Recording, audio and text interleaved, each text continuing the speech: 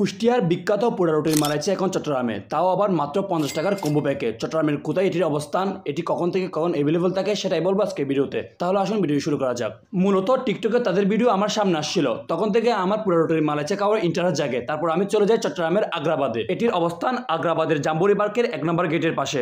মূলত এটি একটি স্ট্রিট ফুড যার নাম ফাজি ইটস, আর এখানে পাবেন আপনারা কুষ্টিয়ার বিখ্যাত পোড়া রুটির মালাইচা। এদের মালাইচার টেস্টের কথা বলতে গেলে ছিল অসাধারণ। মাত্র 50 টাকার মধ্যে, তাও আবার টাউনের মধ্যে এত মজার একটা যে পোড়া রুটির মালাইচা পাওয়া যাবে তা সম্ভব হয়েছে এটি স্ট্রিট ফুড কার্ট ছিল বলে। যদি আপনি কোনো রেস্টুরেন্টে এটি স্বাদ পেয়ে যান তাহলে আপনার থেকে 300 টাকার উপরে পে করতে হবে। পোড়া রুটির মালাইচা ছাড়াও এখানে ভেরিয়েন্ট আইটেম পাওয়া যায়। আপনারা ভিডিও পোস্ট করে মেনুতে থাকা আইটেম এবং সাথে প্রাইস দেখে নিতে পারেন। তারা পোড়া রুটি আর মালাইচা তৈরি করার সময় বিভিন্ন ধরনের ইনগ্রেডিয়েন্ট ইউজ করে।